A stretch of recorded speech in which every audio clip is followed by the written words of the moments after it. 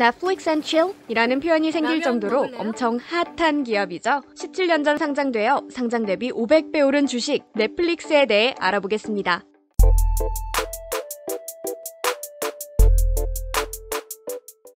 넷플릭스는 1997년 8월 마크 랜돌프와 리드 헤이스팅스가 실리콘밸리에서 창업한 기업인데요. 인터넷 넷과 영화 플릭스가 합쳐져 넷플릭스라는 이름이 탄생했습니다. 초창기 넷플릭스는 비디오를 대여하는 작은 사업에 불과했는데요. 여러분들도 어렸을 때 동네 비디오 가게에서 비디오 대여해 본 적 있으시죠? 이 당시만 해도 오프라인이 아닌 온라인을 통한 대여를 생각한 사람은 아무도 없었을 겁니다. 하지만 넷플릭스의 창업자는 인터넷을 활용해 대여 사업을 확장하고자 했는데요. 그렇게 1998년 4월 전 세계 최초로 온라인 DVD 대여 서비스가 시작됩니다. 이때 당시는 인터넷을 통해 원하는 DVD를 신청하면 과자 먹으면서 누워있는 사람들에게 배달되는 시스템이었죠. 심지어 이때는 컴퓨터 보급도 완벽하지 않았던 시대였음에도 불구하고 온라인 DVD 대여 서비스를 고안해낸 겁니다. 그리고 서비스 개시 이후 넷플릭스의 영업이익은 꾸준히 성장하게 되죠. 그렇게 시장이 점점 커지고 2002년 5월 나스닥에 상장하게 됩니다. 당시 닷컴 버블로 인해 나스닥에 상장하는 기업 자체가 급격하게 줄었고 실적 또한 좋지 않은 상태였는데요. 하지만 넷플릭스는 2002년 1분기에만 3천만 달러의 매출, 그리고 미국 내 회원이 이미 60만 명이었으니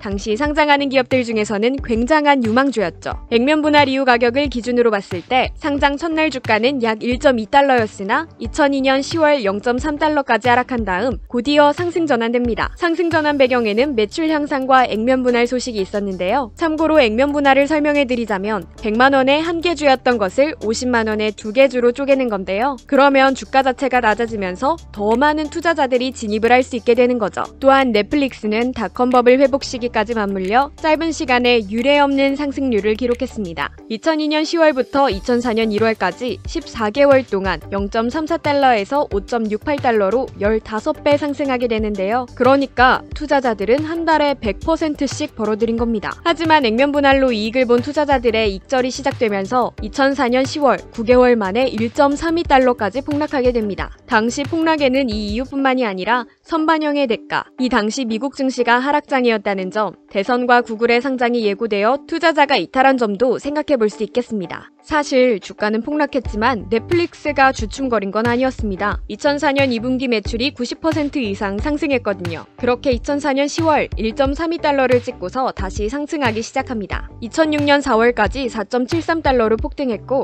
심지어 2005년에는 1년간 하락 없이 주가가 오르기만 했습니다. 그리고 다시 4개월 만에 2.63달러까지 폭락, 조정치고는 좀 거친 모습을 보여줬죠. 그렇게 1년간 횡보하는 모습을 보여주다가 드디어 2007년 스트리밍 서비스가 시작됩니다. 처음 스트리밍 서비스가 시작됐을 때는 DVD 대여 정기권을 구매한 회원들을 대상으로 진행됐고 2008년에 스트리밍 서비스까지 확장됐죠. 스트리밍 서비스 시작 이후 2008년 4월까지 5.84달러로 상승했고 회원수도 급증했습니다. 하지만 넷플릭스도 금융위기는 피해갈 수 없었죠. 2008년 말까지 2.56달러로 다시 곤두박질 치게 됩니다. 하지만 실적은 나쁘지 않다라고 공통된 소리가 나왔습니다. 그리고 2008년 4분기 순이익이 45% 급증했다는 것이 알려지면서 다시 넷플릭스의 주가가 급증하기 시작합니다. 2010년 9월에는 캐나다 시장 진출로 시장이 커졌고 남미 시장 진출까지 예정되면서 주가가 더 오를 것이라는 전망이 나왔습니다. 반대로 가장 강력한 경쟁사였던 블록버스터라는 기업은 상장 폐지 위기까지 겪게 됩니다. 호재가 아주 겹겹이 발생한 거죠.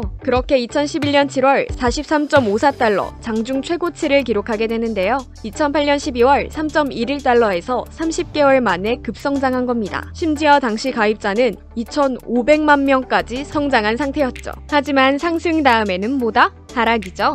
그 전부터 넷플릭스가 급증함으로써 위험하다는 분석들이 많았는데요. 투자자들 입장에서는 선동에 불과하긴 했지만 시작은 넷플릭스가 아닌 미국 재정 건전성 위기에서 비롯됐습니다. 미국 사상 초유의 국채 상환 불능, 즉 디폴트 발생 위험이 생긴 거죠. 더불어 부채 협상 결렬까지 이어지면서 주가는 급락하게 됩니다. 당시 2분기 순이익이 전년 대비 55% 증가했다고 나왔지만 증시 자체의 하락을 막을 순 없었죠. 근데 이 하락장이 좀 깊어졌습니다. 인터넷 기술주 거품 논란이 일었고 소니와 디즈니 영화 계약 갱신에 실패하면서 넷플릭스에서는 더 이상 못 보게 된 겁니다. 그리고 유료권의 가격을 인상하면서 가입자 수도 감소했죠. 그렇게 2011년 11월 43.54달러에서 3개월 만에 약 20% 수준인 8.91달러가 된 거죠. 그리고 하락세는 2012년 9월까지 지속되며 7.58달러로 떨어지면서 넷플릭스의 위기가 멈추지 않았는데요. 하지만 반전은 이제부터 시작입니다. 이 반전의 주인공은 모건 스탠리였는데요. 다른 호재가 발표된 것도 아니고 그냥 모건 스탠리가 매수 추천해줌으로써 반등했습니다. 완전 펀하고 쿨하고 섹시하지 않습니까? 그냥 추천만 해줬는데 10% 이상 급등하기 시작한 겁니다. 심지어 마이크로소프트가 넷플릭스를 인수한다는 소문, 거물 투자자의 매수 소식, 디즈니와의 독점 계약, 2012년 4분기에 어닝 서프라이즈까지 이어지면서 완벽히 상승 전환했는데요. 그리고 케이블 TV 진출, 미국 부채 협상 타결까지 이어지면서 금융시장으로 대거 투자금이 몰려들어왔습니다. 그렇게 2014년 2월까지 주가는 65달러로 폭등하게 됩니다. 하지만 2014년 요금 인상으로 다시 가입자 증가 추세가 시들해지면서 횡보에 가까운 움직임을 보여줬는데요. 2014년 말 다시 회원수와 순익 증가로 주가 상승이 시작됩니다. 그리고 2015년 7월 7대1 액면 분할이 예고되면서 129달러까지 폭등하는 기염을 토해냅니다. 액면 분할 이후 잠시 조정을 거치다가 2016년 9월에는 100달러쯤에서 횡보하기 시작합니다. 그리고 10월 다시 어닝 서프라이즈가 시작됐고 넷플릭스에서 자체 제작한 컨텐츠들이 유명세를 타면서 가입자 수가 급증했죠. 그리고 이때부턴 넷플릭스가 꽃길만 밟기 시작했습니다. 2016년에 한 해 매출액이 하나 10조 5천억 원까지 증가, 그리고 2017년의 매출은 13조 9천억 원으로 약 30% 증가했고 이때 또한 어닝 서프라이즈 주가를 급증시켰습니다. 기세를 받아 2018년 6월에 423달러까지 급증, 연일 사상 최고치를 기록했으나 2018년 2분기 실적이 기대 이하였다는 발표와 더불어 미중 무역 전쟁까지 시작되면서 주가가 12월까지 231달러로 폭락했습니다. 그러다가 2018년 총 매출이 공개됐는데 매출액은 18조 8천억 원으로 순이익이 전년 대비 2배 이상 급증한 상태라 다시 2019년 1월 주가가 폭등하기 시작했죠. 하지만 8년 만에 처음으로 가입자 수가 줄어들고 경쟁 OTT 플랫폼들이 성장하면서 경쟁 심화 우려가 발생해 약 380달러에서 횡보하다가 다시 2019년 9월 252달러까지 하락했습니다. 하지만 넷플릭스는 실망시키지 않았습니다. 2019년 매출이 약 24조까지 상승했다고 발표되면서 투자자들의 기대를 다시 충족시킨 건데요. 그렇게 2020년 2월 392달러까지 상승했다가 코로나로 인해 잠시 290달러로 하락했지만 반대로 또 코로나 덕에 OTT 수요가 급증하면서 다시 가입자 매출 증가가 동시에 이뤄졌죠. 그리고 2020년 7월 575달러, 사상 최고치를 기록하고 현재 490달러에 거래되고 있습니다. 비디오 방에서 테이프 빌릴 때만 해도 OTT 서비스가 생길 거라고 상상이나 했나요? 그때 1,000원으로 비디오 빌릴 게 아니라 넷플릭스 주식 1달러였을 때 샀다면 지금쯤 500배 이상 수익을 달성했을 겁니다. 당장 눈앞에 무언가가 생각만 달리하면 미래 산업을 주도할 사업이라는 것을 항상 명심해야겠습니다. 지금까지 여러분께 경제 소식을 쉽고 빠르게 전해주고 싶은 돈 밝히는 여자였습니다.